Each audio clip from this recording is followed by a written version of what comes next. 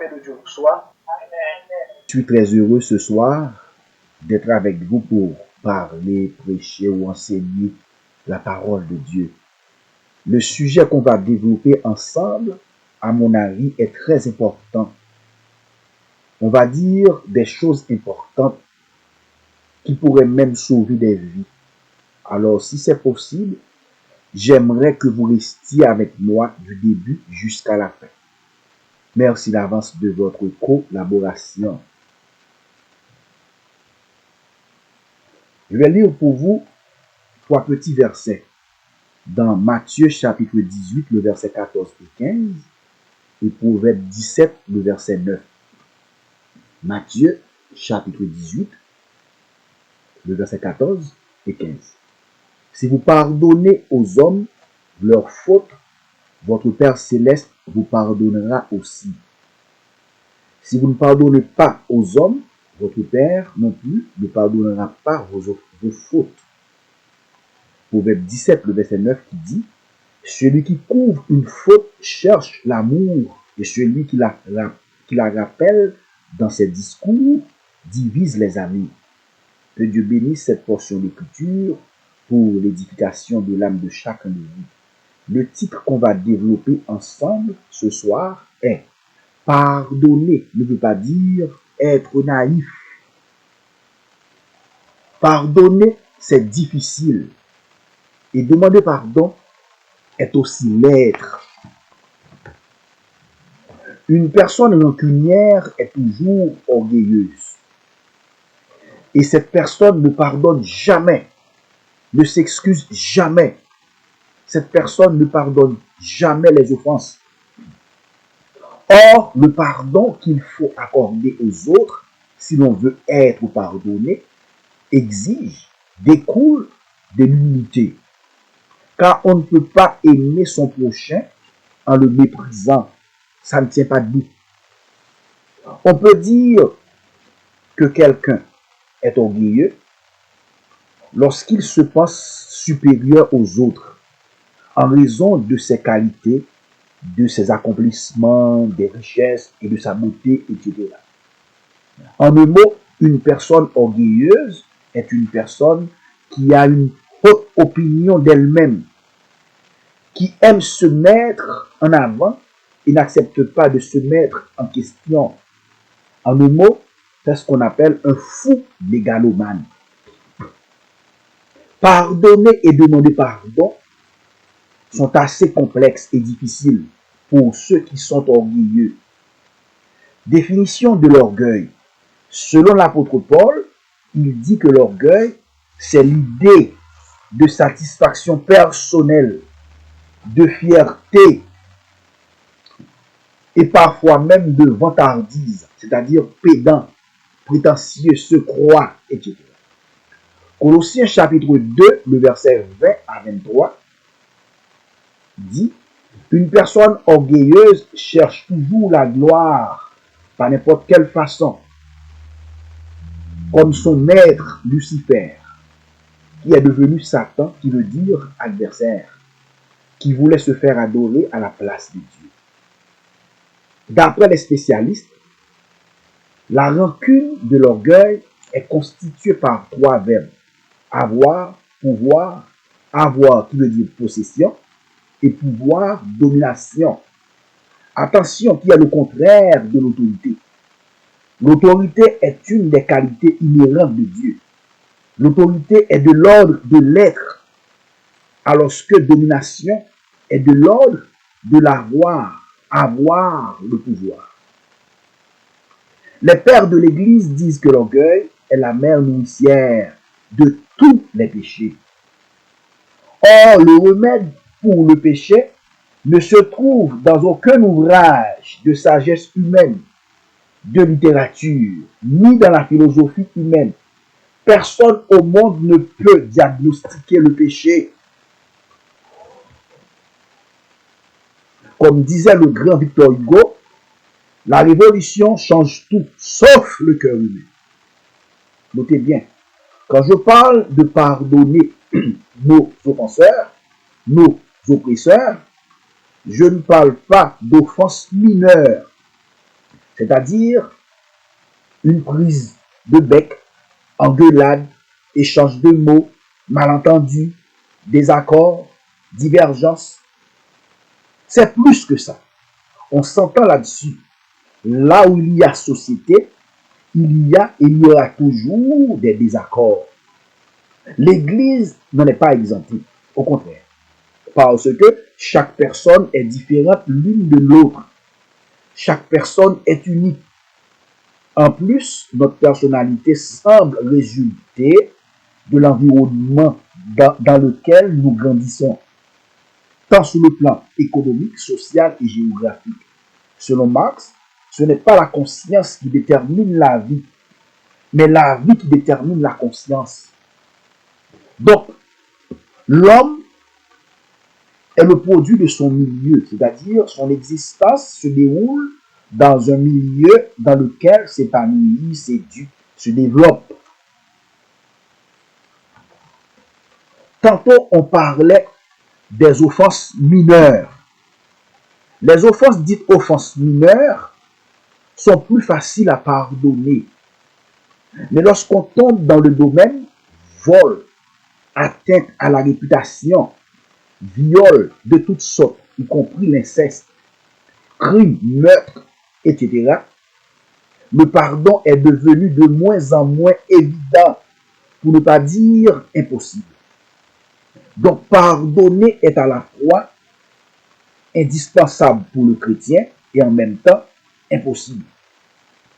Le pardon pour Jésus, qui est notre Seigneur, notre guide, est un commandement qui veut dire ordre donné. Jésus nous a donné déjà l'exemple à la croix dans Luc 23, le verset 34, en disant à son Père de pardonner ses oppresseurs, c'est-à-dire ceux qui l'infligeaient la peine de mort. Par conséquent, pardonner et demander pardon, sans l'ombre de doute, sont des actes les plus difficiles à poser. Il y a un proverbe anglais qui dit « Se venger d'une offense, c'est se mettre au niveau de son ennemi. La lui pardonner, c'est se mettre au-dessus de lui. » D'autres disent en effet, le pardon permet de se libérer de la rancœur, des blessures, de la peine, etc. Le pardon est vu comme une grâce que l'on fait, alors qu'à l'inverse, c'est pour soi que l'on pardonne. En un mot, pardonner les autres, c'est se pardonner soi-même. Ce sont des belles paroles qui sont véridiques. Mais dans la réalité, ça peut être difficile, pour ne pas dire impossible. Il y a un dicton en créole qui dit « Abse à part encore, ou après peser, peser, peser ». Je vais vous donner quelques exemples. Je vais vous expliquer un drame qui s'était arrivé à l'une de mes cousines, Altana lui, qui vit au Canada. À l'époque, elle habitait à Laval, c'est-à-dire pendant cet événement. Elle est partie en Haïti pour aller enterrer sa mère qui est morte. À son arrivée aux funérailles, elle a reçu un appel venant du Canada par son mari pour lui dire que sa fille de 13 ans vient de mourir. Bref, pendant qu'elle est allée chercher son ballon qui flottait à la surface de l'eau dans la piscine du voisin, l'adolescente est tombée à l'eau et s'est noyée. D'après le rapport du coroner, le propriétaire ne respectait pas le règlement sur la sécurité des piscines résidentielles. Si je ne me suis pas trompé, ma cousine lui avait demandé à plusieurs reprises couramment de mettre une clôture avec une barrière de sécurité autour de la piscine. Malheureusement, le propriétaire, à la tête dure comme un mule, il ne prêtait pas attention aux conseils et aux remarques des autres. D'une manière malheureuse, l'irréparable s'est produit. Imaginez la peine, la douleur, la tristesse, le désespoir que cette mère de famille a en son cœur. Il y a des blessures qui ne guérissent pas, même avec le temps. Comment allez-vous demander à cette mère de famille de pardonner à une telle personne? Je vais vous conter une deuxième histoire vraie que je vous ai déjà racontée dans une conférence à l'école dominicale. Mais la répétition est nécessaire lorsqu'on veut que le message soit bien passé. Dans le lycée où j'avais étudié, il y avait 3 frères, 3 grands garçons, très costauds, qui mesurent dans les 6 pieds 5, 6 pieds 6. Drôle de coïncidence, ils étaient tous les 3 en même temps en philo. J'ai terminé mes études classiques 2 ans avant eux. Ils n'étaient pas dans la même promotion que moi. Bref, 2 semaines après l'examen du baccalauréat donné par le ministère de l'Éducation nationale, un intrus, un bandit, un assassin est entré chez eux dans leur maison et mis fin à leur jour. Ils ont été froidement exécutés, chacun une balle à la tête, en présence de leur mère. Mettez-vous 5 secondes à la place de cette pauvre madame et vous allez ressentir la douleur des entrailles qu'elle avait en son cœur. 1 mois après l'incident, le ministère a donné le résultat et tous les 3 ont réussi avec succès leur examen du baccalauréat deuxième partie. Quelques semaines après le résultat, ils ont été aussi appelés par l'ambassade des États-Unis pour avoir leur résidence. D'après ce qu'on m'a appris, c'était la cause majeure de leur assassinat. Explique-moi comment va-t-on demander à cette pauvre madame de pardonner ce méchant, ce criminel qui a détruit la vie de ses enfants. On peut dire la sienne aussi, parce que après un tel drame, cette madame existe, mais elle ne vit pas. Des méchants qui tuent juste pour le plaisir de tuer. Ils tuent sans réserve, sans se poser de questions. Ces méchants pensent que Dieu ne les voit pas. Eh bien, ils se sont trompés pleinement. Parce que la Bible dit dans Psaume 94, le verset 2 à 15, que leur jugement va être terrible devant Dieu. Psaume 55, versets 11 et 12 dit, la méchanceté est au milieu d'elle. La fraude et la tromperie ne quittent point ses places. Psaume 55, versets 15 et 16 dit, que la mort les surprenne, qu'ils descendent vivants au séjour des morts, car la méchanceté est dans leur demeure au milieu d'eux. Tout ce que l'on sait, Dieu n'appelle jamais le méchant juste et le juste le méchant. Alors, dis-moi comment va-t-on demander à cette pauvre madame de pardonner le destructeur de ses enfants? Le pardon est la cadence la plus difficile dans la marche chrétienne. C'est la chose la plus difficile qui soit. Humainement parlant, pardonner nos oppresseurs, nos bourreaux, nos criminels, nos assassins, quelqu'un qui a fait du mal, soit à vous ou à vos proches, sans la grâce divine, c'est impossible. Qui voulait détruire votre vie, soit par la magie, arme à feu ou objet contondant, peu importe le moyen utilisé pour tuer une personne, c'est inacceptable, impardonnable et incompréhensible. En dépit de tout, pardonner pour les chrétiens, ce n'est pas une option, mais une obligation, un commandement. Et le refus de pardonner est sanctionné par Dieu. Matthieu 18, le verset 21 à 23, où Jésus dit à Pierre de pardonner 70 fois 7 fois. C'est une façon de dire que vous ne cesserez jamais de pardonner. Alors le pardon est devenu un passage obligé à tous ceux qui veulent être avec Christ au ciel. Dieu ne nous a pas demandé de pardonner, mais plutôt il nous a commandé de pardonner. Alors, notre salut est conditionné avec le pardon. Matthieu 6, le verset 14 à 15 dit, verset 14 et 15 dit, si vous pardonnez aux hommes leurs offenses, votre Père céleste vous pardonnera aussi. Le verset 15 dit, mais si vous ne pardonnez pas aux autres, votre Père ne vous pardonnera pas non plus. Le mal que vous avez fait, le mot pardonner veut dire tout effacer. Faire grâce, annuler une dette. Lorsque nous faisons du tort à quelqu'un, nous cherchons son pardon afin de rétablir la relation qui a été brisée. La Bible dit, il y a sur la terre aucune personne juste qui fasse le bien et qui n'a jamais péché. 1 Jean 1er, verset 8 dit, si nous disons que nous n'avons pas péché, nous nous trompons nous-mêmes et la vérité n'est pas en nous. Notez bien, l'inverse est aussi vrai. Le chrétien doit pareillement pardonner et demander pardon. Pardonner en offensant les autres. Confesser, c'est faire honte au diable. Confesser, c'est choisir d'être du côté de la vérité. Il ne s'agit pas de lâcheté ou de faiblesse. Demander pardon, de s'excuser ou de pardonner n'a aucun rapport avec la personnalité, mais de victoire sur la peur et sur la honte.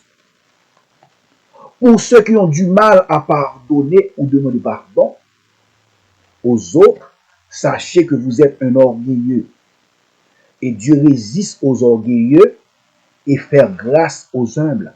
Jacques 4, le verset 5 et 6. Il y a une chose qu'on devrait répéter à haute voix, à gauche déployée, et que pardonner quelqu'un qui vous a fait du mal, ça prend absolument une intervention divine. Humainement parlant, c'est impossible, mais Dieu va faire en sorte que cela soit possible. Notez bien, le pardon ne rend pas juste à l'autre, ne rend pas justice à l'autre, mais il rend libre celui qui pardonne. Dieu nous a pardonné en son Fils Jésus. Nous ne sommes pas plus grands que le Maître. 1 Jean chapitre 2, le verset 1 à 3. Donc, si nous ne savons pas faire grâce, l'un l'autre, comment croira-t-on à la grâce divine que nous annonçons? Le pardon est exigeant, mais tellement libérateur qu'il vaut la peine d'être emprunté, non pas seul avec notre force, votre courage, mais avec celui qui est le premier, nous a donné en son Fils Jésus-Christ. Le pardon fait partie intégrale de notre vie chrétienne. Notre frère Paul dit dans Éphésiens 4, 32, pardonnez-vous réciproquement comme Dieu vous a pardonné en Christ. Il y a 3 dimensions de pardon selon la Bible. Premièrement, il y a l'offense. Deuxièmement, il y a la repentance. Troisièmement, il y a la réconciliation. L'offense est à la fois une infraction à la norme divine, une dette que l'offenseur s'engage à l'égard de l'offensé. La Bible nous dit clairement que les hommes ont offensé Dieu en pensant qu'ils peuvent vivre sans Dieu, comme si Dieu n'existe pas. Romains 3, le verset 23 dit, car tous sont péchés et sont privés de la gloire de Dieu. Pour qu'il y ait le pardon, il faut au moins 2 personnes, l'offenseur et l'offensé. Pour qu'il y ait le pardon, il faut qu'il y ait préalablement une offense qui a été faite. Maintenant, la deuxième dimension qui est la repentance. La repentance, Dieu offre son pardon à tous les êtres humains, mais il ne l'accorde pas. Il ne le donne pas à tout le monde, seulement à ceux et celles qui se repentent. qui reconnaissent leur statut de pécheur. Alors, sur le plan divin, sans la repentance, il n'y a pas de pardon. Oui, le pardon peut être offert, mais l'exigence du modèle divin nécessite exiger, réclamer la repentance de la personne qui a offensé, afin que celle-là soit pleinement pardonnée. Maintenant, la troisième dimension qui est la réconciliation. La réconciliation. Donc, le pardon est une réalité juridique. La dette est effacée. Mais la réconciliation est une réalité relationnelle. L'offense s'engage à oublier nos fautes. Ésaïe 43, le verset 25 dit, c'est moi qui efface tes transgressions pour l'amour de moi. Et je ne me souviendrai plus de tes péchés. Jérémie 31, le verset 33 qui dit, mais voici l'alliance que je ferai avec la maison d'Israël. Après ces jours-là, dit l'Éternel, je mettrai ma loi au lieu d'eux. Je l'écrirai dans leur cœur, et je serai leur Dieu, et ils seront mon peuple. L'offense s'engage à oublier nos fautes du point de vue biblique. Donc, je donne ce crédit à pasteur Nicolas Angel. Humainement parlant, oublier ne veut pas dire effacer dans notre mémoire. Vous voyez bien, le cerveau humain n'est pas fait pour ça. Oublier, c'est choisir de ne pas tenir compte. La faute pardonnée n'est plus considérée. On n'oublie pas pour se venger de la personne qui nous a fait du mal, qui nous a offensé, mais plutôt pour rester vigilant et grandir de nos erreurs. Est-ce qu'on peut pardonner et oublier? La réponse est non. Certains pensent que le souvenir de l'offense subie qui remonte à la mémoire est le signe qu'ils n'ont pas pardonné. C'est faux. Mais il n'est pas possible d'oublier un événement qui nous a fait du mal, qui nous a fait souffrir. Laissons l'hypocrisie de côté. Notez bien, le pardon ne consiste pas à vous mettre dans une position où vous pourriez être exploité et blessé à nouveau. Le pardon est obligatoire pour le chrétien, mais la réconciliation à celui qui nous a offensés ne l'est pas. Je m'explique.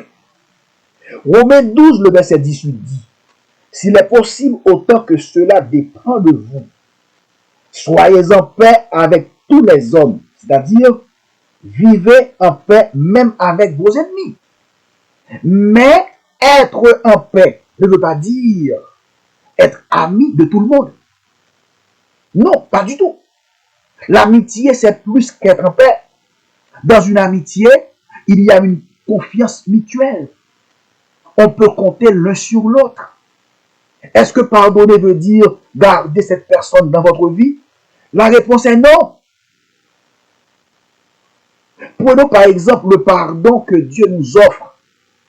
Ce pardon est disponible. Dieu nous a déjà pardonné en son Fils Jésus. Romains 5, le verset 8.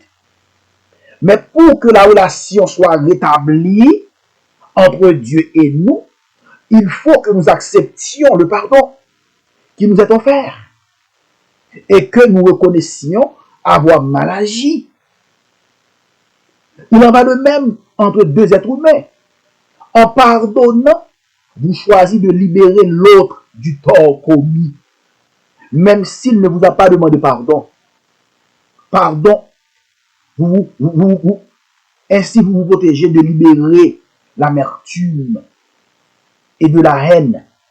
Dans une telle situation, il est extrêmement difficile de pardonner.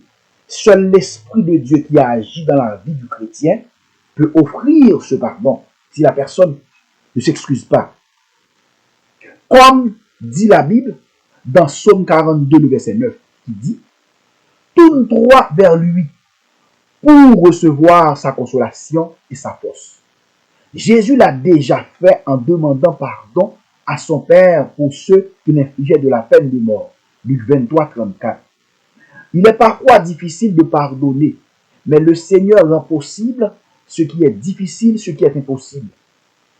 Est-ce que pardonner veut dire oublier complètement le mal que l'offenseur vous a fait? La réponse est non. S'il est vital pour nous, êtres humains, de pardonner, de se pardonner, d'être pardonné, d'une certaine manière, on ne peut pas oublier afin d'éviter de refaire les mêmes erreurs, les mêmes fautes dans le passé. Dieu seul peut pardonner et oublier. Ésaïe 43, le verset 25. Il faut laisser cette hypocrisie de côté. Encore, le pardon n'équivaut pas à la réconciliation. Le pardon veut dire tout simplement que vous n'avez plus de mauvaises pensées à l'égard d'une personne à cause de ce qu'elle vous a fait, que vous ne désirez pas de vengeance pour cet tort. Vous êtes accepté de tourner la page. Oui, le pardon peut conduire à la réconciliation, mais ce n'est pas obligatoire. Parfois, maintenir une distance à celui qui vous a offensé, c'est la meilleure option, c'est la meilleure chose à faire. Donc, le pardon n'est pas synonyme de réconciliation. Le pardon n'est pas non plus la restauration de la confiance de l'offensé envers l'offenseur. Car ce n'est pas facile de refaire confiance à ceux qui nous ont offensés, qui nous ont blessés. Exemple, vous avez décidé, je vais vous donner un exemple. Vous avez décidé de pardonner à une personne qui vous a causé du tort dans le passé. Dieu vous a fait grâce. Il vous a permis de pardonner sincèrement votre offenseur. La personne que vous avez fait, qui vous avez fait du mal, il l'avait fait sous l'effort du tentateur. C'est-à-dire, il était guidé par Satan le diable. Alors, il se pourrait bien que cette personne soit encore sous la dominance de Satan. Or, une personne dominée par le diable est une personne qui ne pense qu'à ses besoins. Un égoïste, un égocentrique, un narcissique. Par conséquent, ce n'est pas conseillé de vous jeter dans ses bras une deuxième fois. Tout simplement parce qu'elle ne vous aime pas. Donc, beaucoup de chrétiens se font avoir par naïveté après avoir pardonné leurs offenseurs. Le pardon ne veut pas dire être naïf. C'est bien de se pardonner l'un à l'autre, comme la parole de Dieu nous le demande. Éphésiens 4, 32 dit « Soyez bons les uns envers les autres, compatissants, vous pardonnant réciproquement, comme Dieu vous a pardonné en Christ. » Autre verset, Marc 15, verset 25, Luc 6, verset 27 et 28. Mais Dieu n'a pas dit de vous emmener vers votre ennemi pour vous détruire. Il a dit aimez-les, priez pour eux, faites-leur du bien. Notez bien, vous n'êtes pas obligé de vivre, de manger, de jouer avec quelqu'un pour lui montrer ou témoigner de l'amour. On peut aimer une personne à distance. On peut aimer une personne de loin. On peut prier pour une personne à distance. Il ne faut surtout pas donner à votre ennemi une chance de vous faire du mal à nouveau. Le pardon ne signifie pas d'être idiot, ignorant, imbécile. Mais le pardon signifie libérer son cœur. Ne gardez pas de rancune contre quiconque. Dieu nous demande de pardonner parce que le manque de pardon provoque des maladies dans nos cœurs, dans nos corps. Le manque de pardon peut servir d'obstacle à nos prières et à nos progressions spirituelles. Le pardon est pour notre bien et non pour le bien de la personne à qui nous devons pardonner. Une personne qui vous déteste sans raison ne pourra jamais changer à votre égard, même si vous lui donnez le ciel. Pardonnez votre ennemi, c'est pour votre bien. Mais laisse-le à l'écart. Si l'écart est de 5000, dès que vous le voyez, faites l'écart de 10 000. Notez bien, ce n'est pas parce qu'il revienne vers vous qu'il a cessé de vous haïr. Il a pu constater qu'il ne peut pas vous avoir à distance. Il va donc trouver un moyen de vous rapprocher afin de vous détruire à l'heure que vous ne pensez pas. Comme dit l'auteur, comme dit l'autre, mieux vaut un franc ennemi qu'un ami faux. Pardonner ne veut pas dire être naïf ou idiot. Si la personne vient de vous demander de l'aide, si vous l'avez, donnez-la lui. Mais ne vous jetez pas sur quelqu'un qui vous déteste sans raison. Car beaucoup de chrétiens se font victimes comme ça. Une personne qui vous déteste est une personne qui est jalouse de vous. Tout naturellement. Or, excuse-moi.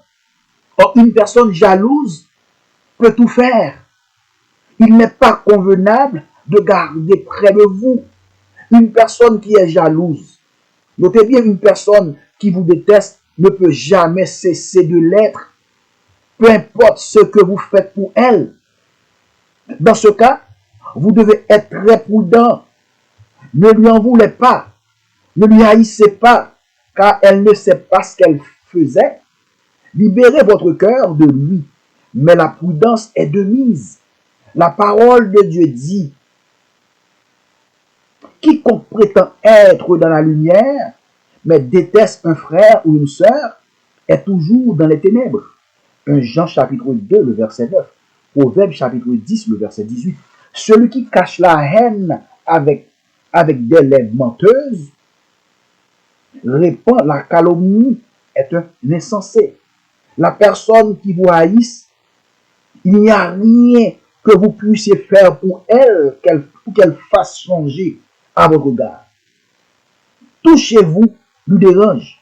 Le méchant n'a pas de raison valable pour détester quelqu'un. La Bible dit, quiconque hait un frère ou une sœur est un meurtrier. Aucun meurtrier n'a la vie éternelle résidant en lui. 1 Jean 3,15. Le plus souvent, l'ennemi veut rapprocher de vous pour vous détruire. Parce que dans le passé, vous et lui avez l'habitude de rester ensemble, manger ensemble, jouer ensemble. Maintenant, ce n'est plus le cas. Vous êtes loin de lui. Donc, il cherche un moyen de vous rapprocher dans le but de vous faire du mal. Attention, la prudence est de mise. La parole de Dieu dit dans 2 Corinthiens 6, 14 et 15, n'allez pas avec ceux qui ne croient pas en Dieu. Vous ne pouvez pas vivre ensemble.